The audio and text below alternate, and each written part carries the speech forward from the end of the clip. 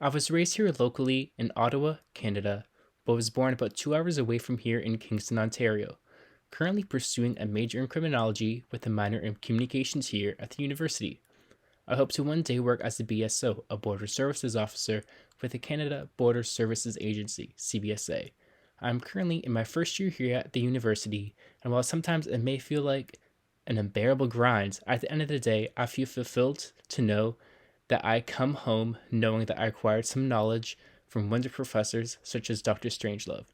I am excited to continue my university career, to continue to acquire useful knowledge, and to learn to be successful and have a successful career after I'm done my studies.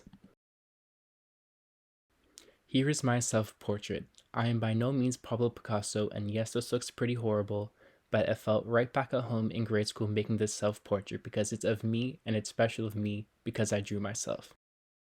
I gathered my observations and data from various media presented by Dr. Strangelove class in such as different forms of music videos from various artists, as well as commercials with celebrity cameos. Those were presented to us at the University of Ottawa in a hall in Montpetit. Dr. Strangelove also had us read informative articles about the world and technologies around us. We were also instructed by Dr. Strangelove to keep a record of the different forms and types of media we consumed ourselves, yet again asking us to express how we felt, what our emotions were when consuming this media that we found ourselves, which was conducted here at my house in Orleans. The information gathered and put into this research report is a compilation of the past 20 field reports. Upon compiling all of my field reports and my daily data usage, I calculated how many minutes per day I spent on my phone.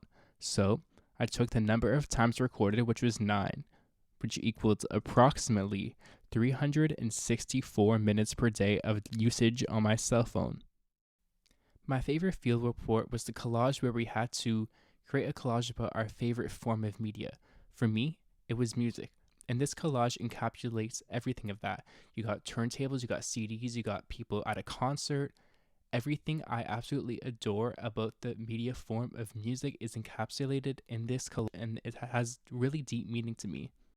Next up, we have my favorite word cloud, which was compiled by taking all of the feelings I had when coding my field reports, and I feel like there is only two sides of the spectrum when looking at this field report. As you can tell, there's the very bright side, like happiness, happy, love, but then you have the other complete opposite side, which is uneasy, stunned, angry, and I feel like that perfectly demonstrates how I've been feeling about media these days. There's no middle ground. Here's an example of my coding. As you can see here in blue, we have 10 p.m. news, which is the content, in yellow, CBC, which is the source, and then we have in green, content and happy, which are both the feelings I felt when consuming this kind of media, and then I put it into the corresponding chart. Some patterns that I've noticed when I first started the class is that I had so much screen time in minutes per day. Then later on, as the class progressed through the second term, I noticed that there was far and far less.